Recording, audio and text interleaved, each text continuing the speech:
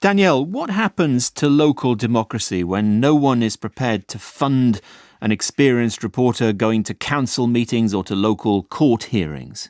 What we've seen in news deserts across our country, because there have been closings of newsrooms, unfortunately, is what you see as a huge void. Nobody's going to go to a city hall hearing and sit through the local councilman talking about the ordinance that's going to impact a neighborhood. Although there's tremendous value in that and a tremendous interest in that at the local level, the community awareness and engagement declines significantly. Corruption is tied to news reporting, news gathering, and the watchdog role that the Fourth Estate plays, and that nobody else is going to come in. The Washington Post and the New York Times is not going to go into a local community and sit in City Hall. It's just not what they do. And what if journalism actually adds to this? What if the person reporting a planning meeting is a freelance journalist paid by a developer? So, while we encourage journalists and reporters and news gathering at the local level, the brand and the credibility of the institutions and the publications that we rely on to give quality reporting is something. Citizen journalism, do we want people on the street doing citizen surgery? I mean, that's not something that we want. You have to have qualifications. You have to have an institution that actually supports these news gathering activities. And that's something that has benefited these communities and society as a whole. Jeff, how big a deal is this loss of journalistic skill in local journalism?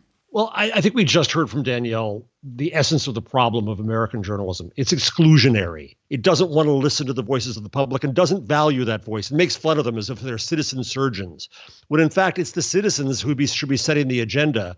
We don't listen well in journalism. We come up with our own narratives. We control what the story is. We want to go out and cover that story and fill in the quotes for what we want to say. The problem is that we haven't learned to listen on the internet. The internet to this date is built primarily to speak. And again, I value that speech because we hear Black Lives Matter and we hear Me Too. But the next phase of the internet, I think, has to be built to listen. And I don't have a lot of high hope that journalists in these large institutions are going to be good at that. I started a program in social journalism at our school to teach precisely this. And our students are great at that. And they are reinventing journalism in all kinds of new ways. So I love the newspapers. I worked for them for my entire career. And I don't want to see them go. But by God, I do want to see them change that attitude and wake up and recognize that we're in a different world now. But never mind the journalists, Danielle. What about the news consumers? Are they good at listening to views that they might disagree with? Oh, the confirmation bias is an absolute problem proliferated by the platforms because they just want clickbait. But when you have these amazing newsrooms, and I have to disagree, I think they're doing amazing things. Minneapolis Star Tribune is a great example, right?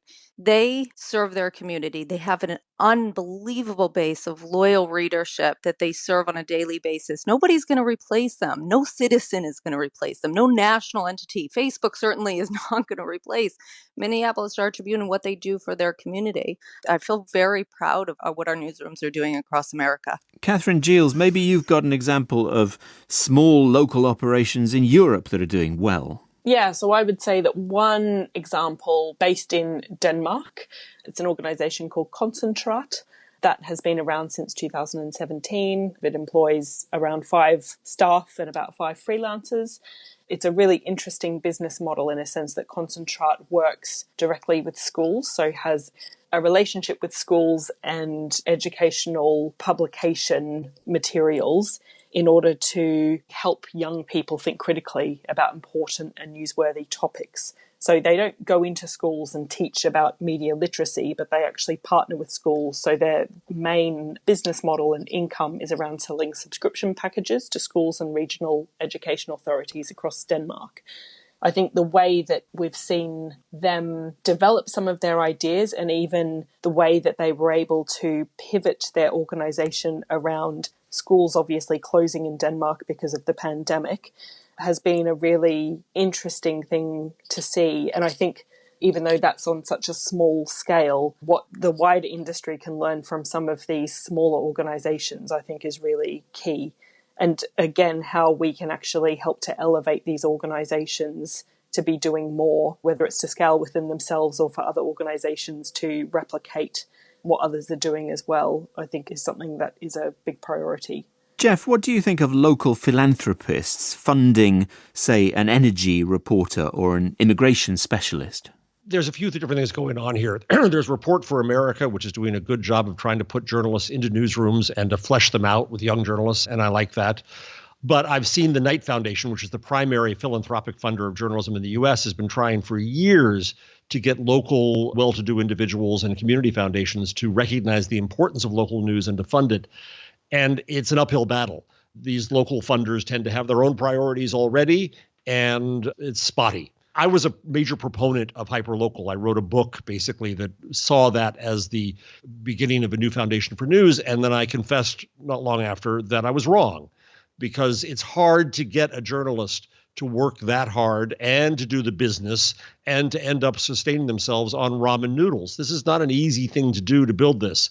And to then, on top of that, to have to go and curry favor with philanthropists, it makes it a very hard job. So what will replace local newsrooms? I don't know that we'll replace the local newsroom per se. Indeed, and a lot of the companies in Danielle's organization are closing their physical newsrooms. And I think that may be a good idea to get people out into the community more. I think we're going to see a mess for a while of experimentation. That's not a bad thing.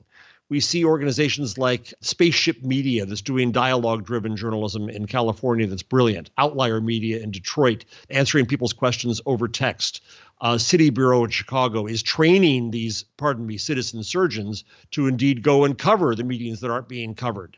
There are a lot of really good local experiments, and Danielle's right too. There are good, innovative moments at the large newspapers. So I think what we're going to see is a period of experimentation. Experimentation means failure. It's what we're used to in Silicon Valley. It's going to take time, and it may take decades, even generations, before we recognize what the new journalism will be.